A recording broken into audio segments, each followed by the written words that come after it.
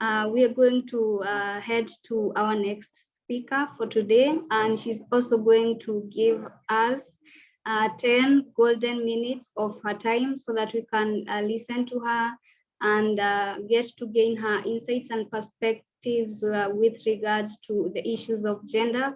We know that this is something that is also on the high agenda, in as much as the conversations of biodiversity and area-based conservation, as well as the negotiations that are upcoming in Montreal in December are concerned.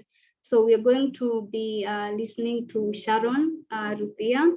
Just give me a moment so that I can let us know who she is and the amazing things that she does.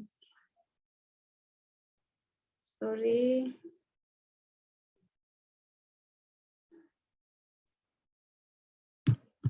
Just a moment, everybody.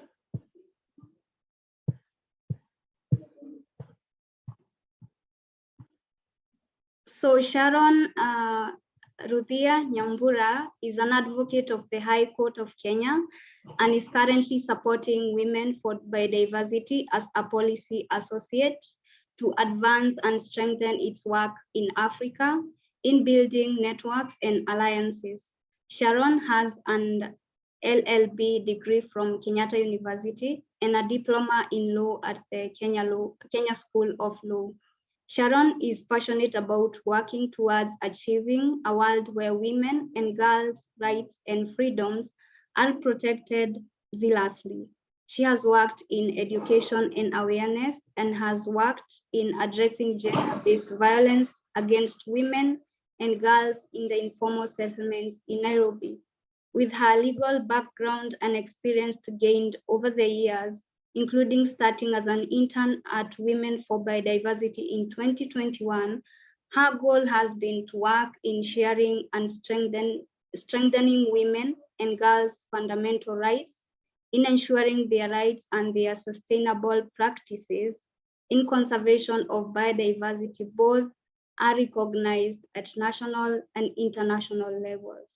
So thank you so much. And Sharon, the floor is yours. I can share your presentation. All right. Yeah. Can you hear me? Yes, we can hear you, Sharon. Okay, thank you.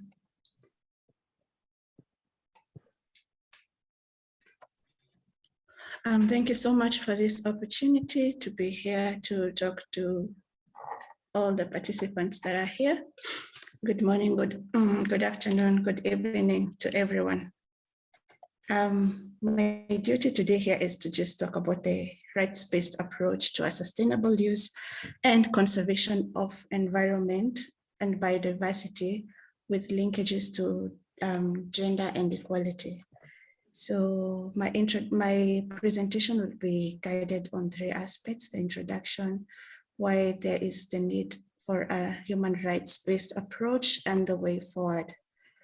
So the human rights-based approach is basically a conceptual framework for the process of human development that is normally based on international human rights standards and operationally direct to promoting and protecting human rights.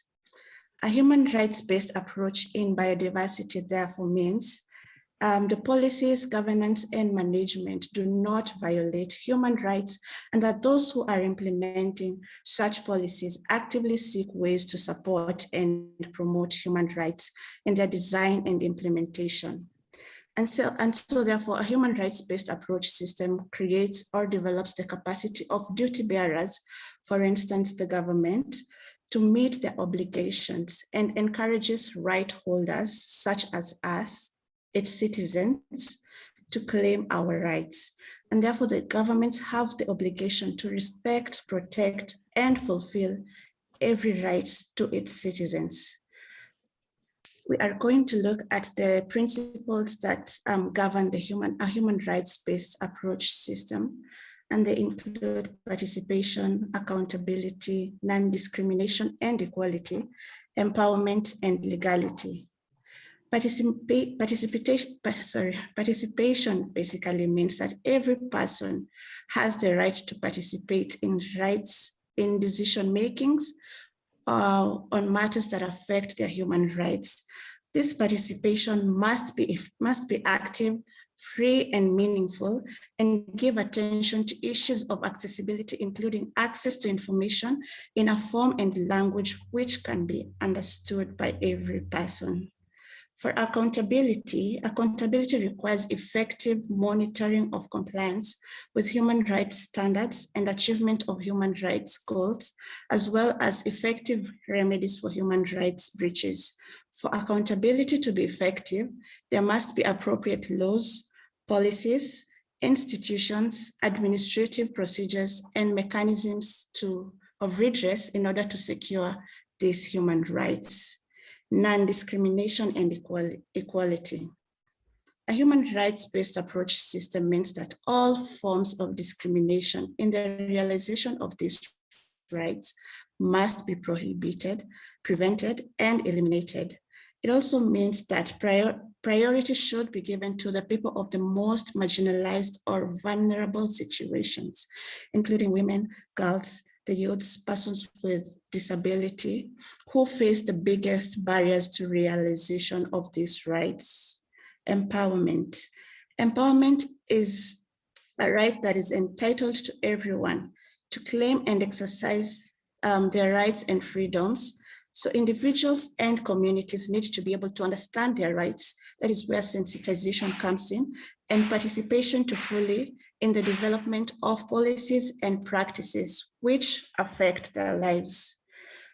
And the last principle is legality. Legality means that a human rights-based approach system requires that the law recognizes these fundamental human rights and freedoms as legally enforceable, and the law itself must be consistent with human rights principles. So why the rights-based approach system? Why should we have the system in the post-2020 Global Biodiversity Framework?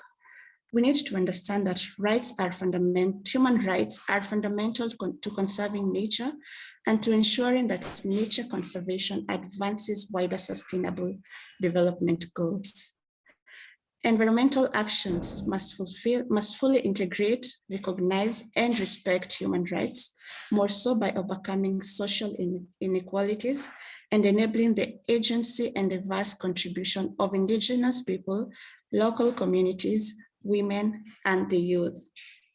In a very recent landmark decision by the United Nations Human Rights Council, through resolution adopted in October, they formally recognized that access to safe, clean, healthy, and sustainable environment is itself a human right. Could you please go to the next slides and the way forward now?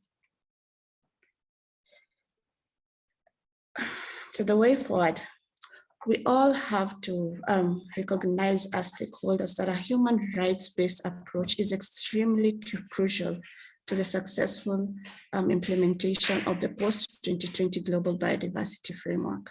Indigenous people and local communities and women also protect and steward the vast majority of the world's biodiversity, and their rights must be identified and supported across the framework, including through recognition of the rights over lands, territories, resources, in area-based measures, in customary sustainable use, in traditional knowledge, and in full and effective participation.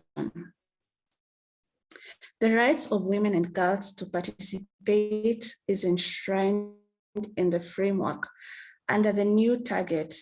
Well, now it's no longer a new target, but the target 22, which must also be disintegrated across the other targets. And future generations are intergenerational and sacred. And therefore, the post-2020 Global Biodiversity Framework should provide an avenue of transformative education and full engagement of children and youth in the design and implementation of the framework. I will look at the target 22, which has been fronted by the Women's Caucus, one of the major groups of the UNCBD. So the basis of target 22 is from the preamble of the CBD, which recognizes the vital role that women play in the conservation and sustainable use of biological diversity and the need for full participation of women at all levels of policymaking and implementation of biodiversity conservation. So the target 22 calls for an increase of women and girls' access to ownership and control over biological resources, including land and waters, to support the conservation and sustainable use of biodiversity.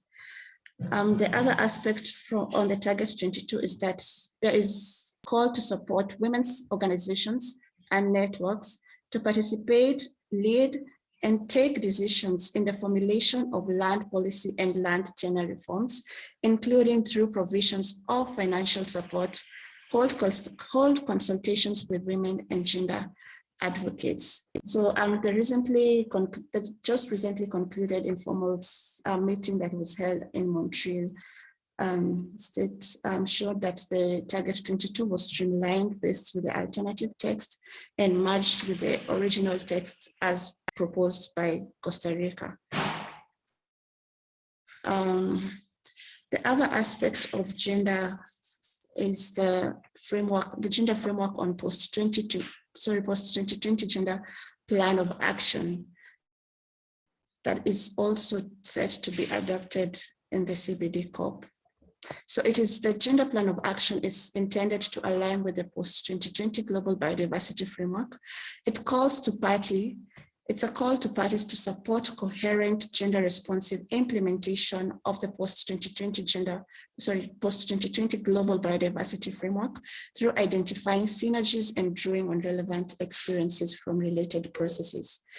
The gender plan of action also calls to parties and relevant organizations to incorporate steps to implement the post-2020 gender plan of action and their national biodiversity strategies and action plans, that's the NBSAPs, and to include gender-specific indicators in the development of national indicators, collecting data disintegrated by sex, gender, age, and other demographic factors where possible. And therefore, in applying a human rights-based approach system to advancing gender equality in the conservation and sustainable use of biodiversity, and the fair and equitable sharing of genetic resources, international human rights instruments and mechanisms, including the CEDAW, calls to the other critical stakeholders to create and formulate gender responsive environmental actions that are benefit to both the people and the planet.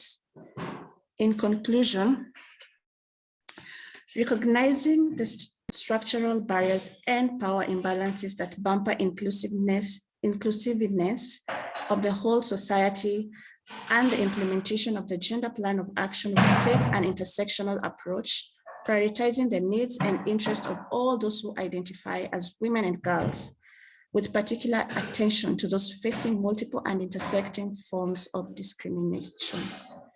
Also, there's a famous quote by Meghan Markle that says, women and girls already have their voices, and therefore it is just to amplify. We are just using these mechanisms to amplify their voices.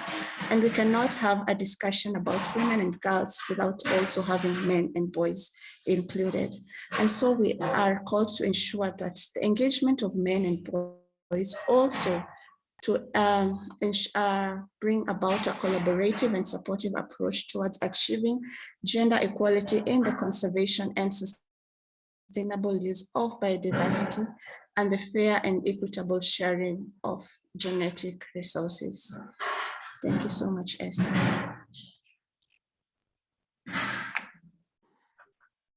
Thank you so much, Sharon, for your insightful and educative presentation and uncovering how this issue is also enshrined in the framework that is set to be adopted and guiding the next, guiding us in the next decade on how we can conserve, sustainably use biodiversity.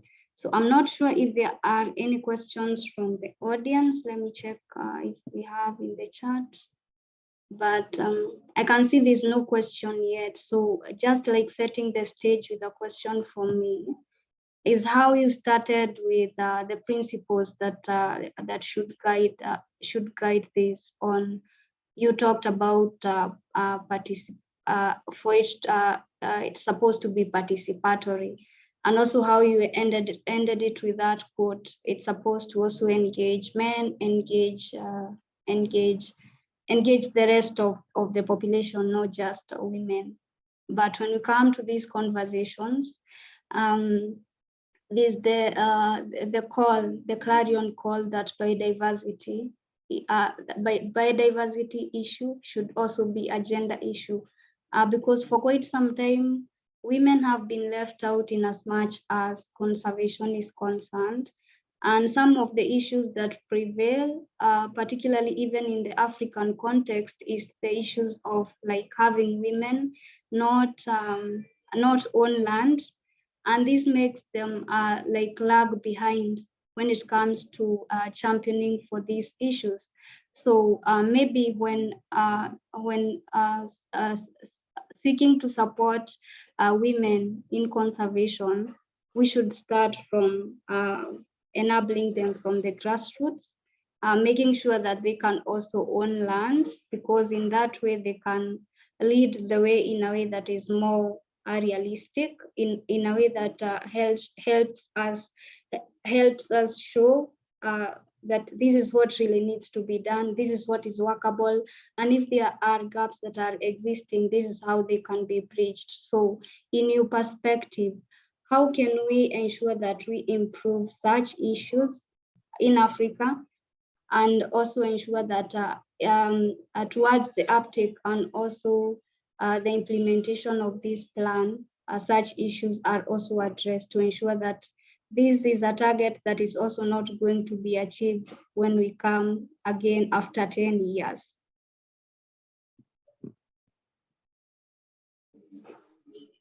Thank you so much, Esther, for that question. I think gender issue has been a progressive issue and has been gradually taking center stage in many conversations.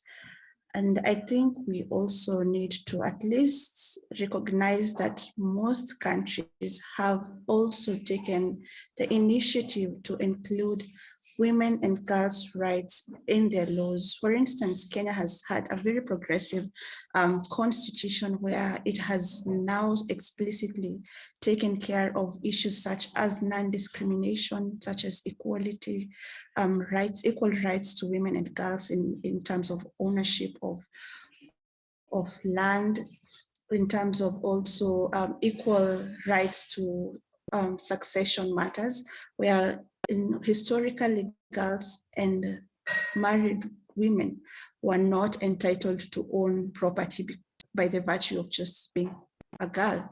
And so I think it is a progressive stage. It is in a progressive stage, and gradually we are now trying to see the transformation with the society, even in African states, that now women and girls are now in the forefront of decision making. They are in the forefront of taking part in initiatives such as also land conservation. If you go to some of the northern parts of the country, women are now taking the initiative of cultivating and also creating an avenue where their voices are heard, where they can give out their views and they are being heard. And so I don't think it's a one-step realization. It is something that is going to come gradual.